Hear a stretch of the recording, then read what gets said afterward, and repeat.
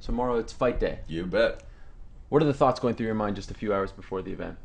You know, it's in many ways we prepare just like the fighters. For me, I mean, fight day itself, I try to sleep in as much as possible. Just make sure you are, totally rested. Go over any videos of the fighters last minute. Make sure the notes are all in order, and really, to be honest with you, just visualize just like fighters visualize. Hopefully, a good broadcast, and make sure that I'm as prepared as possible to convey the information necessary to the audience. For most of your career, you have been the lead play-by-play voice. Lately, you've been doing this sort of third-man role, the Max Kellerman role, so to speak. How is that for you? Is it an adjustment? Yeah. Do you like it? Is it a challenge? I'm a play-by-play announcer, first and foremost. That's the most experience I have. It is an opportunity for me to show my versatility and to, take on something that isn't innate or something automatic. I mean, I've always wanted to challenge myself since I was young, and there, people may not understand or even realize this, but I've done every sport imaginable, including curling, in which I was booed out of the building. I'd watched curling, very as a cursory thing, and I did some research, made sure I knew what the hog line was, and certain things, but I learned a valuable lesson that day.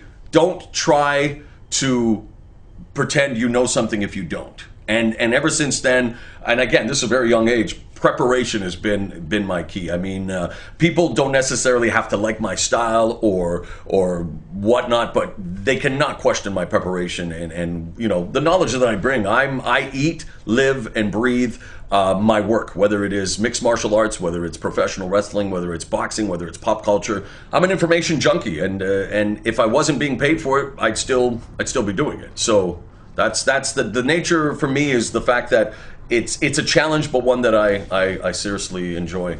Do I get excited? Do I get crazy, over dramatic? Sure, but that's me. That's me. I'm the bipolar rock and roller.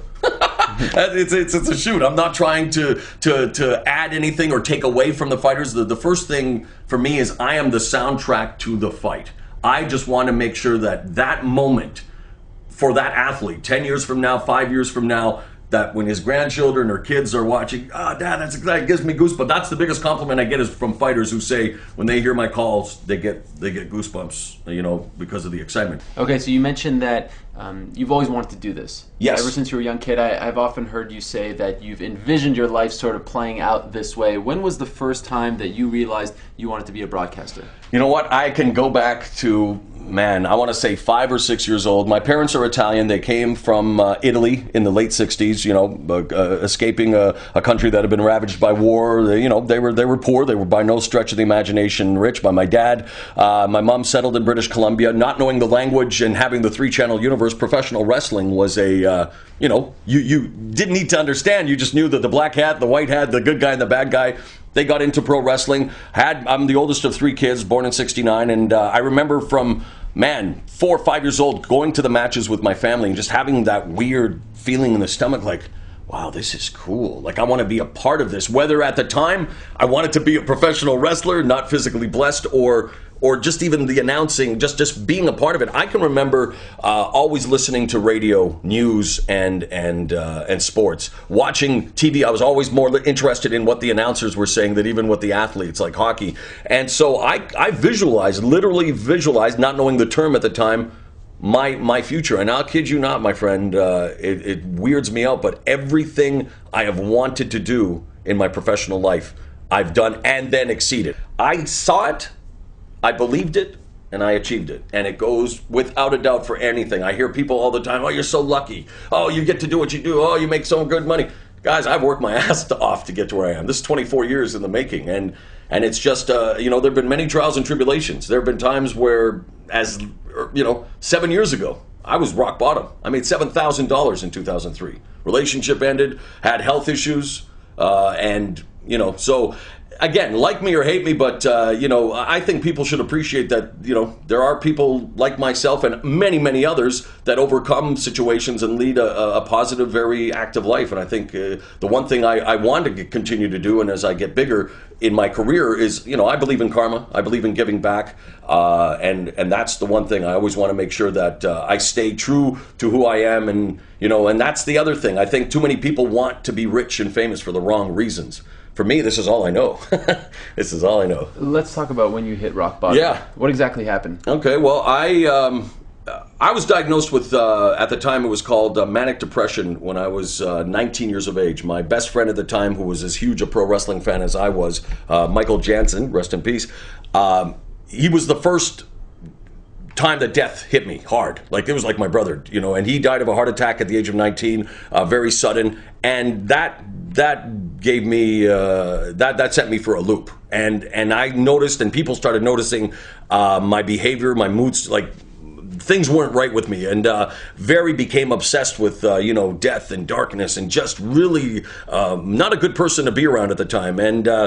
And my girlfriend at the time became very concerned, and she, they brought me to the hospital saying, this guy, there's something not right with this guy. And I'd had success already with the wrestling, All-Star Wrestling from 16 to 19. I think that also played a part in it. While I didn't make a lot of money, a lot of attention right away. And there is something to be said about too fast, too much too soon, especially when there's no handbook, there's no rinse. So not to say I became like this huge megalomaniac, but it was like, wow, this people know me now, people this, and then when that happened, it's like, that's not supposed to happen to someone like me. My life's perfect. I'm a child star. So I was diagnosed with having a chemical imbalance.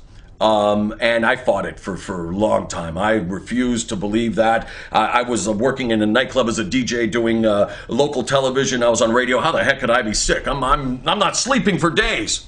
Oh, really? That's not normal, is it, more? So I went on and off for a couple of years battling that, not taking any medication or anything for it, and then finally, years later in 2003, I'm living in a basement of my friend in Calgary doing a radio show in Calgary, morning show as a sportscaster. And they were worried I was going to kill myself. Really? Honest to goodness. Like all I would do was go to work, come back down, and just hang out in the basement. No, Mauro come up for dinner, no, and I would just literally sit there. And even now, that person is so gone that it gives me the heebie-jeebies. I don't even know who that person is anymore. But it was scary, and rightfully so. So they put me on a plane back home to family because, my parents being Italians, of course, I'm always going to be Mauro Ranallo's baby boy.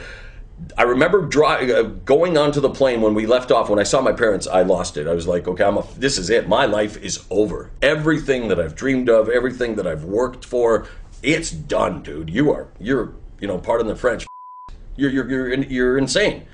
They put me in hospital. I was in a psychiatric ward, and it's almost, God works in mysterious ways, whatever, but I learned a lot about myself. I learned a lot about people. I learned a lot about just the stigmas attached to mental illness and whatnot. And I then, right then and there, that time period, and here's the weirdest part, sorry, back up. The day I got back home, the day I arrived home from Calgary thinking my life was over, my career is over, my mom says to me, there's a guy with a weird accent on the phone talking about Los Angeles. I'm sure you don't even want to deal with this now. I pick up the phone, and it's Boss Rutan's voice.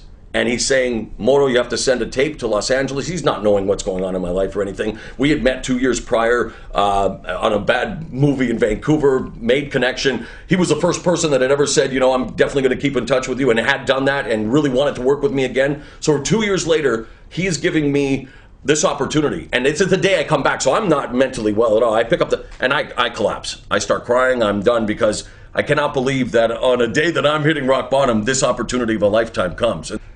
2 weeks before my debut with Pride Fighting Championships, Bushido 1 in October of 2003, I was in the hospital, and I said that this is the opportunity of a lifetime, and I'm saying, you know what, if I'm going to make it, I have to be there for this. And they said, you're fine. Just if you take your meds, do whatever. And so yeah, 2 weeks after, not everybody knowing, I get on a plane to Japan to do Bushido 1. And it's like, wow, this is the litmus test.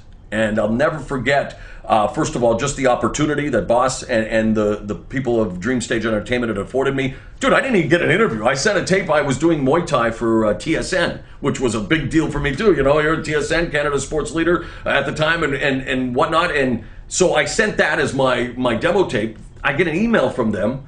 I'm still in hospital this time. I get an email saying, is your schedule free in October? And at the time, I'm like, well, am I going to be out of here? Is everything going to be fine? So I said, of course. This is weird. So I thought, okay, you go to Japan. we do the first show, and at the time, Damon Perry had replaced Stephen Quadros for the tournament. And I thought that was it. I thought maybe Boss, being a good guy, is giving me a chance to do one show, put it on the resume, add it to the building resume that I've got, and then maybe we'll see what happens. I'll see. We do the show. Yeah, looking back now, I'm kind of embarrassed by some of the stuff. I remember the first slide when I saw they had the parade of fighters, and there's Mirko Krokam, and I go, that's the most intense stare you'll ever see. Like, really over dramatic. I was like, I got to put all my eggs in this basket. I'm a pro wrestling guy. They like excitement. I'm going to give them everything I've got for this show. And the funny thing is, after the show, I go back into the hotel room. Boss comes back, and he goes, Mauro. And I'm like, oh, screwed up. Oh, no, Mauro, they're excited. They want to see you now. You go in there. So I go meet the Saki Kabara-san and the rest of the Pride executives, all in black suits. It's kind of like a scene out of a movie. You sit there in the hotel. I don't speak Japanese, of course. They speak broken English. And I just sit there, and they're like, Mauro-san, I'm very, very happy with your work performance. I'm like, well, thank you. I appreciate it. It was a rush. The next thing I know, they're asking me, be back New Year's Eve, and then Boss went and talked to them, and he came running in, more, they want to bring you on full time, dude. And I'm like, wow, well, that's amazing. So without, before I know it, I have a 2-year contract with Pride. I ended up going to Japan 31 times in 3 years. And the funniest thing was that break that Boss Roon gave me made me decide, Mauro, this is what you want to do. And I'm not ashamed to say whatever. Since 2003, I've taken my one pill every day, and I would not change my life with anyone. I would not trade my experiences. I just thank whoever is responsible. If there's a God, there's a God.